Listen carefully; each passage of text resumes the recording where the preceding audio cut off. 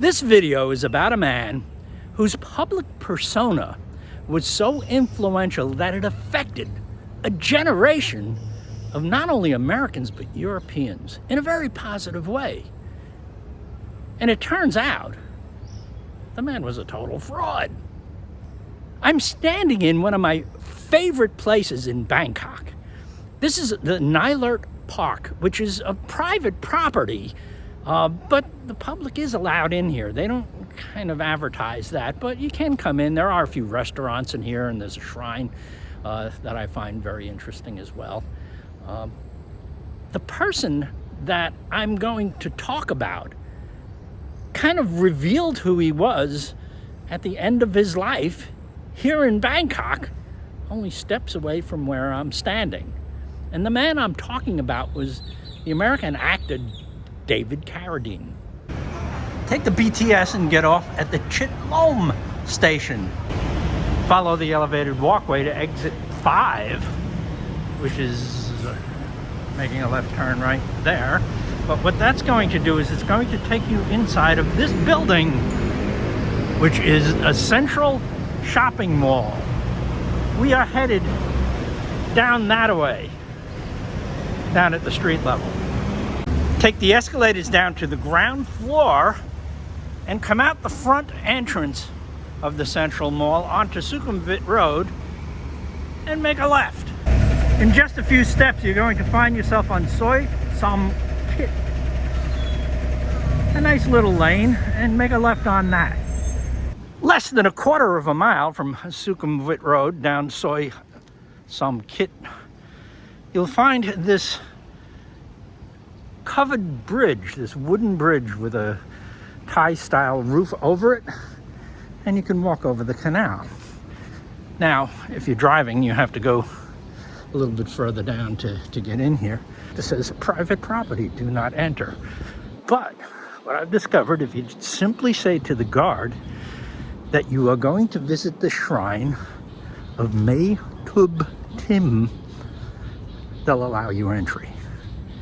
And once inside, you're in this beautiful property. Now, this rather modest spirit house is the shrine to Chiang Mai Tup Tim, is the goddess of fertility.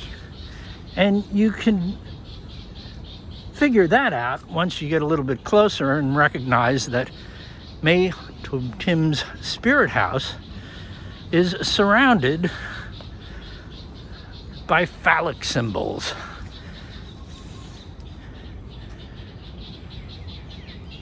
Looks like people come and make donations of said symbols. And there's even a pretty dress back here for Mae Tub Tim to wear, I suppose, when she visits. Makes perfect sense to me. Thais come here, women especially, when they are seeking to conceive, to get pregnant. They come and they pay homage to the spirit of Mae Tub Tim. And I think the way the shrine is set up is perfectly logical. What better way to get pregnant than to surround yourself with erect penises? Within these grounds is a beautiful recreation of a traditional Thai structure. And I like that they have modern sculptures along with the older ones. This arrangement here that is, I guess, supporting an ancient tree just fascinates me for its handiwork. It's you know, the intricacy of the rope work. Certainly a pleasant tribute to Nylert, one of the original developers of this property. It is quite a beautiful place, and the animating spirit is what keeps bringing me back here. When you see the word Fiat, I'll bet this isn't the model that comes to mind. Look at this beautiful restoration of this old touring car.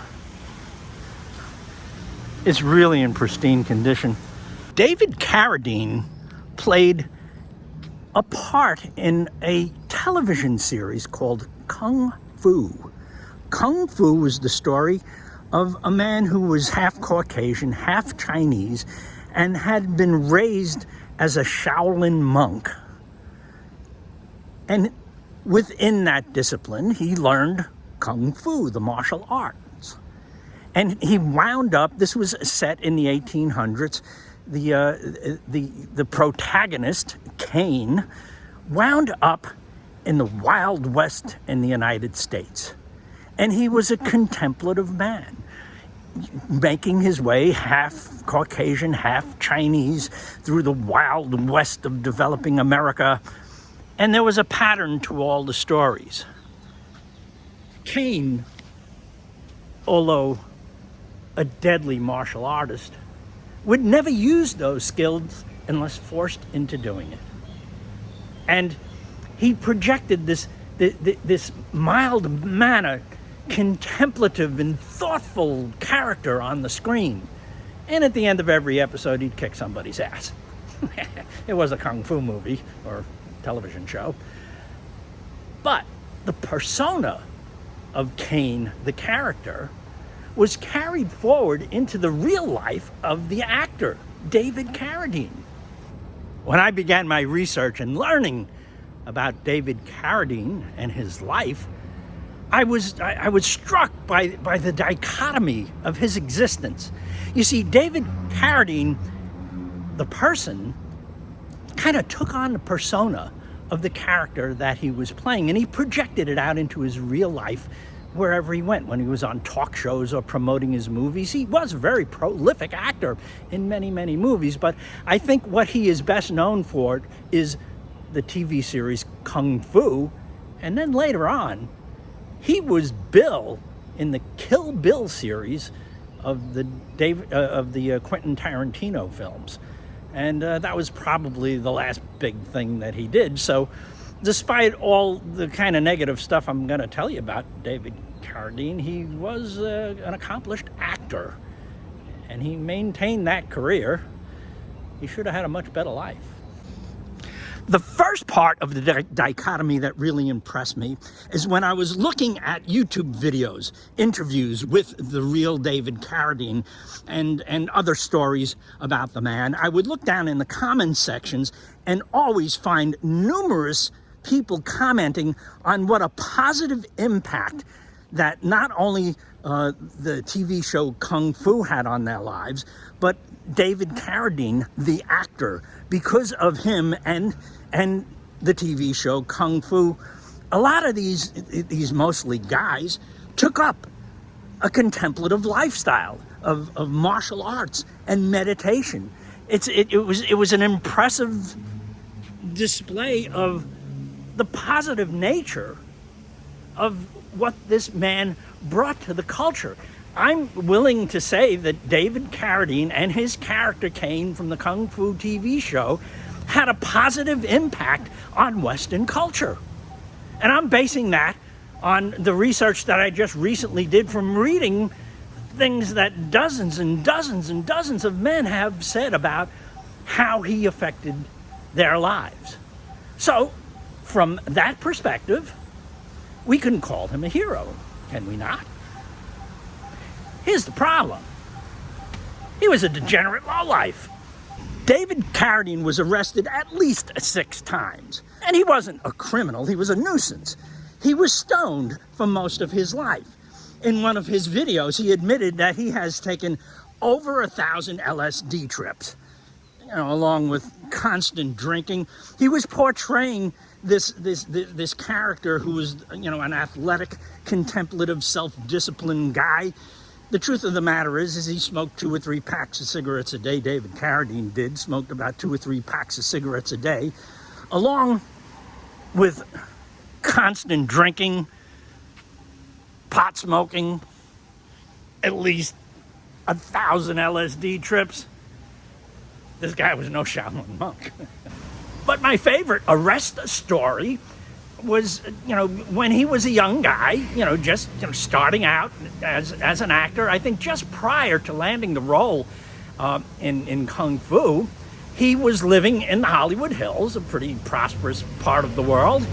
And one night he broke into a neighbor's house naked and began playing the piano and bleeding all over the piano keys because he cut himself breaking into the house.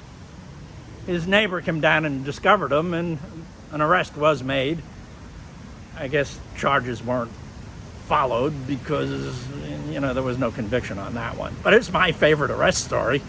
Can you imagine, you know, just breaking your neighbor's window naked, going in and playing the piano? Yeah, this guy had a few loose screws from the beginning.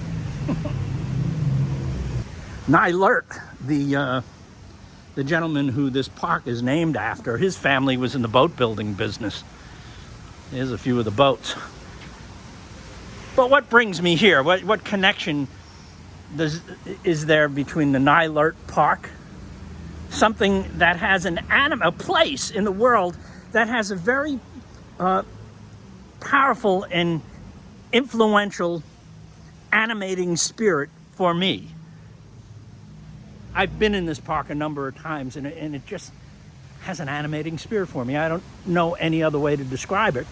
I've even shot a couple of videos here before. I just kind of like the place.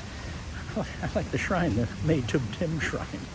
It's, I don't know, it just tickles me. So, what does this have to do with David Carradine and his wild and crazy life? Well, that white building over there beyond the fountain is now a Swiss hotel property that's under renovation. I can't get any closer than this. But when David Carradine was back here toward the end of his life, David had a lot of ups and downs. He had made some big money in Hollywood. His third wife was very influential in getting him the role as Bill in the Kill Bill series of films by Quentin Tarantino. She convinced him to sober up, and he spent over 3 years sober, and that's how he landed the role there. But apparently after that, he went back to his old ways, and he wound up here in Bangkok working for some French movie production, a real grade B movie production, maybe even grade C if there is such a thing, because he needed the money. And he was here in Bangkok, and Bangkok, you know, like David himself, is a wonderful place full of culture and gardens and spirituality and you know, the more contemplative kind of life. But it has a dark side as well. And David was in this hotel, and he hung himself practicing some kind of auto-erotic asphyxiation. I don't even know what the hell that is. I know it exists, and I've heard of it before. But yeah, David accidentally strangled himself to death, trying to get himself off sexually. I don't know. I don't get it. He could have just walked over to Nana Plaza, which is not far from here. But hey, you know, who am I to judge? You do what you do, but you should be a little bit more careful about it. But yeah, that's the story of David Carradine, and you know, this man who had such a positive influence on many people in his role that he played in the film Kung Fu, the movie or the TV show Kung Fu, and projected out into his life. Just, you know, type David Carradine into YouTube. There's plenty of stories there. I don't know whether, you know, it's my issue with this is, you know, we have these cultural heroes that we hold up as being, you know, influential and important people, when in reality they're kind of losers, if you will. I mean, he had a successful part of his life. He was a successful actor, I'll give him that, but his personal life was a shambles. I wouldn't want to live that life. And it's like, so, you know, is he a hero or, you know? And then I began to realize that mythological heroes and stories don't always match the real world. And I guess this is just another example of that. Yeah, poor old David. He couldn't afford a Fiat. He was here trying to make one last stab at whatever it was he was doing, and wound up putting himself to rest inside of the closet in the room of a hotel in Bangkok. That's the sad story of David Carradine and its relationship to Bangkok.